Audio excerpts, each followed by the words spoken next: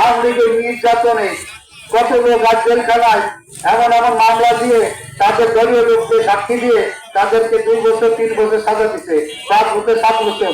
আপনারা জানেন যে আমাদের ম্যাডাম খালেদা জিয়া তাকে 2টো মামলায়, একটা মামলা দিতেছে এটিমের টাকা আত্মসাৎ করেছে, শেখ হাসিনা এমন কটূক্তি করেছিল, সে যে টাকা 2 লক্ষ টাকা এমনকি 7-8 লক্ষ টাকা হয়েছে, তারপরেও তাকে দুর্নীতি মামলা দিয়ে সেই মামলাটা প্রথম 5 বছরের সাজা দেয়। তারপরে সেই মামলাটা 10 বছর আপিল করার পরে এই সরকারি আপিল করার পরে তাকে 10 বছরের সাজা দেওয়া হয়। এইরকম ভাবে সেই মহিলাকে আপনারা জানেন যে তার শরীরে শারীরিক অবস্থা কোন অবস্থায় আছে, তার জীবন মরণ রাসায়নিক খায়, সে তার স্বাস্থ্যতে মৃত্যুর সাথে পাল্লা বেড়েছে, তাকে বিদেশের চিকিৎসা প্রয়োজন। তার ডাক্তারের বোর্ডে জানা আছেন আমাদের দেশে তার যে রোগ, সেই রোগ আমাদের বাংলাদেশে চিকিৎসা হবে না, তাকে কোনো অনুমতি না দিয়ে তাকে বিদেশে পাঠানো হয় না। তার কাছে অনেক আপত্তি মিনতি তার পরিবারে বা আমাদের দলের অনেক নেতারা তাদের কাছে জানাইছেন, স্বরাষ্ট্রমন্ত্রীগণ, আইনমন্ত্রীগণ, শেখ হাসিনাগণ, তাদের একটু মন গলি নেই যে না এই মহিলা বেঁচে থাকুক। তার জন্য এখন আল্লাহ জানেন, আল্লাহর পথ আল্লাহ সুগম করে দিছে।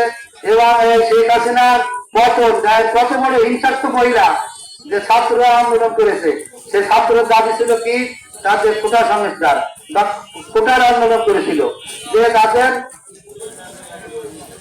কোটার আন্দোলন করেছিল যে তাদের ওই 5টা দফা তাদের মুক্তিযোদ্ধা কোটা রাখে, বাকি দফাগুলো সমন্বয় করে দিয়ে সাধারণ জনগণ মেধার উপর যারা তারা চাকরি পেতে পারে সেইভাবে তারা এই কোটা আন্দোলনে ডাক দিয়েছিল।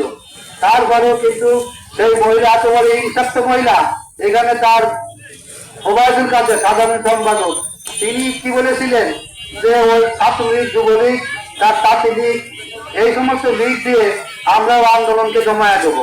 কিন্তু আল্লাহর রহমতে কোনোভাবে সেই ছাত্রলীগ, তাঁতি লীগ আমাদের যে ছাত্রছাত্রীদের আন্দোলনের মাথায় তারা কিন্তু কোনোভাবে টেকতে পারি নাই, তারা কিন্তু সেই আন্দোলনে সফল হয়েছে।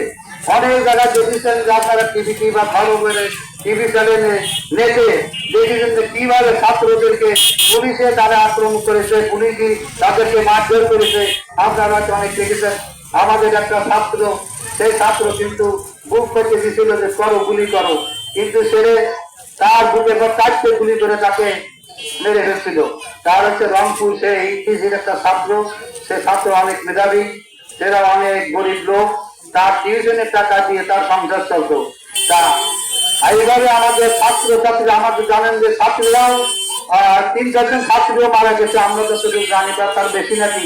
এখন আমরা সঠিক খবর পাই নাই যে কত ছাত্রী মারা গেছে। জানেন যে গণভবনে ওখানে 80টা খবর পাওয়া গেছে। এত বড় নিষ্ঠুর মহিলা যে তার ছাত্রছাত্রী মারার পরে গাড়িতে তুলে নিয়ে তার গণভবনে তারা গণকবর দিয়ে রাখছে। এখন অনেক জায়গায় গণকবর পাওয়া যাচ্ছে। সঠিক খবর পাইতে হয়তো আমাদের আরো অনেক অপেক্ষা করতে হবে, আরো অনেক অপেক্ষা করলে আমরা সঠিক খবর পাবো। তাই এই দেশের ছাত্ররা, এই বাংলাদেশের বর্তমান তারাই ভবিষ্যৎ, তারাই এটা শাসন করবে, তারা সুশিক্ষিত শিক্ষিত হয়ে তারা মন্ত্রী এমপি তারাই শাসন করবে। আর বর্তমান জানেন যে তাদের এই শেখ হাসিনার মন্ত্রী এমপি অনেকে দেখছেন যে যারা পুলিশ অফিসার আছে, আইজি থেকে স্বরাষ্ট্রমন্ত্রী, এমন কোন লোক নেই যে বাংলাদেশে দুর্নীতি না করেছে, দুর্নীতিতে দেশটাকে কেউ ছেড়ে ফেলেছে, এমন কোন জায়গা নেই যে দুর্নীতি তারা করে নাই। এই যে আমাদের এই গ্রামে এই যে রাস্তাটা দেখছেন, এই রাস্তার কাজটা দিয়েছিল কোনভাবে অগ্রাধিকার ভিত্তিতে, অর্থাৎ যত টাকা লাগবে তত টাকা এখানে ব্যয় করিতে। এইভাবে প্রধানমন্ত্রী তার ইচ্ছে মতো তার খামখেয়ালি এইভাবে সে কাজ চালিয়ে গেছে। তার কোনো মূল্য নেই, কোনো শিক্ষকদের তাও কোনো মূল্য হয় নাই। এতবার জনগণের কথা সে তারা চিন্তা করে নেই। এই দেশে যে ভোটগুলো হয় আপনারা দেখেছেন যে বিরোধী দল যখনই নির্বাচন করতে আসছে তখনই কিন্তু বিরোধী দলকে নির্যাতন, মামলা হামলা দিয়ে, ঘর ছাড়া দিয়ে যে কোনোভাবে তাদেরকে নিরপেক্ষ একটা নির্বাচন হবে, নিরপেক্ষ নির্বাচনে সকল জনগণে ভোট দেবে, কিন্তু কারো কোনো ভোট চার অধিকার উনি হরণ করেছিল, কারো কোনো ভোট দিতে পারে নাই, ভোট দেয়ও নাই। তারা নিজেরা সামান্য জানেন যে আমাদের গত যে 7 জানুয়ারি যে নির্বাচন হয়েছে এখানে মাত্র 5% ভোট ভালো হাজির হয়েছে। আশা দেখাইছে কত 25%, 20%, এইরকম করে তারা 40% দেখাইছে, কাগজে কলমে দেখাইছে। কিন্তু অরিজিনাল যে জনগণ, বাংলাদেশের জনগণ কিন্তু কোন জনগণ ভোট দিতে সেন্টারে হাজির হয় নাই। অনেক জায়গায় দেখা গেছে কুকুর শুয়ে আছে, মানুষ নাই। 2টা 3টে বাজে গেছে, তারপরে পড়েছে 10টা 20টা 25টা 40টা এইরকম ভোট পড়েছে অনেক অনেক সেন্টারে। এইভাবে ভোট করে উনি এই রাজত্ব কায়েম করেছিল। তাদের ঘোষণা ছিল 42 সাল পর্যন্ত যারা এটা শাসন করে এই দেশকে ইন্ডিয়ার কবলে দিতে হবে। আপনারা জানেন যে ইন্ডিয়ার থেকে কয়েক হাজার লোক বিভিন্ন ভাবে তারা চাকরি গেছে।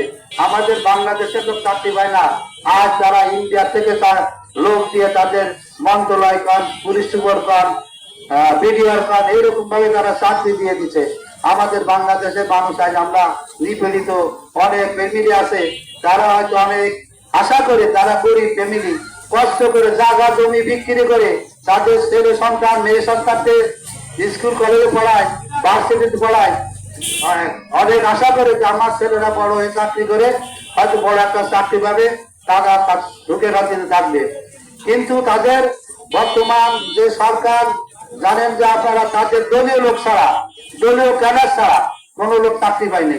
দলীয় ক্যাডার অর্থাৎ এই জন্য ছাত্রলীগ, যুবলীগ, তারা যে অন্যায় অত্যাচার জুলুম নির্যাতনে আজকের এই ছাত্ররা যে ভার্সিটি আছে সেখানে যারা নিয়ম আছে যে যারা অসহায় গরিব বা দূর থেকে আসবে তারাই সেই সমস্ত কলেজে সিট পাবে, কিন্তু তাদেরকে না দিয়ে তাদের বন্ধু বান্ধব ওই সিটি উঠোয় এবং তাদের কাছে মোটা অঙ্কের টাকা খেয়ে ওই সিটি উঠোয়। বিভিন্ন ভাবে আপনারা জানেন যে মেয়েদেরকে দিয়ে বা মেয়ে কেলেঙ্কারি করে, ধরেন আমাদের একটা গরিবপুর তারে সে জায়গায় নিয়ে বিভিন্ন রকম অন্যায় অত্যাচার জুলুম নির্যাতন করে তাকে খারাপ পথে নিয়ে যায়। এইরকম অনেক ঘটনা আছে, এই ঘটনা বলতে গেলে দিন শেষ হয়ে যাবে। আর তাই আমি বলি, আপনারা আমার 9টা ওয়ার্ডে যারা 10 জন করে সদস্য আমরা তালিকা করেছি, আপনাদের অনেক দায়িত্ব, কারণ আমার একার দ্বারাই তো সবকিছু সম্ভব না। যে ওয়ার্ডের যে লোক আছেন, কোন লোক হিন্দু ভাইদের প্রতি কোনো অন্যায় অত্যাচার জুলুম নির্যাতন করবেন না এবং কারো ঘেরে নামবেন না, কারো বাড়িঘর ভাঙবেন না। এইভাবে যদি কোনো লোক আপনাদের 10 জনকে না মানতে চায়, সঙ্গে সঙ্গে আমাদের সঙ্গে যোগাযোগ করবেন। আর আগামীতে ধরেন এই প্রতিটা ওয়ার্ডের যে লোকজন আছেন, তারপরে অনেকে ঘর বাড়ি ভাঙ্গে বা হুমকি হামকি দিচ্ছেন বা অনেকের কাছে টাকা চাইতেছেন, এইরকম লোক আপনারা চিহ্নিত করবেন, চিহ্নিত করে তাদেরকে শাস্তি দেওয়ার ব্যবস্থা করবেন। আপনারা যদি না পারেন ইনশাল্লাহ আমার কাছে যোগাযোগ করবেন, ইনশাল্লাহ আমরা তাদের শাস্তির ব্যবস্থা করব এবং সেই ধরনের কাজ থেকে যাতে বিরত থাকে সেই ব্যবস্থা আমরা করব। তাই আমাদের ধরেন আগামী হয়তো আমাদের এখন তত্ত্বাবধায়ক সরকার গঠন হয়ে গেছে, আগামীতে হয়তো নির্বাচন হবে। সেই নির্বাচনে যাতে আমরা আইন শৃঙ্খলা, এখন কিন্তু কোথাও বাংলাদেশে পুলিশ প্রশাসনের আপনারা দায়িত্ব পাবেন না। এখন যে সমস্ত থানাগুলো অর্থাৎ হয়ে গেছে 130-35টা থানার মতো, আন্দোলনকারীরা যেভাবে ক্ষোভে হোক রাগে হোক পোড়ায় দিছে। এখন অনেক পুলিশেরা এখনো কিন্তু ভয়তে বেরোতে পারছে না, তাদের একটা দাবি করছে, তারা এখন কোন আমলার অধীনে তারা চাকরি করতে চাচ্ছে না। এখানে তাদের যে ডিআইজি আছে তাদের আন্ডারে থেকে তারা চাকরি করতে যাচ্ছে।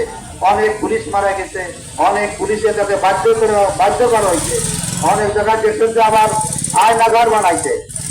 অনেক আমাদের বিএনপির নেতা, জামাতের নেতা, তাদেরকে ধরে নিয়ে সেই আয়নাঘরে রাখছে। এক একটা লোককে 8-10 বছর পর্যন্ত আয়নাঘর, এমন ঘর কোন দিনের আলো নাই, দিনের আলো নাই।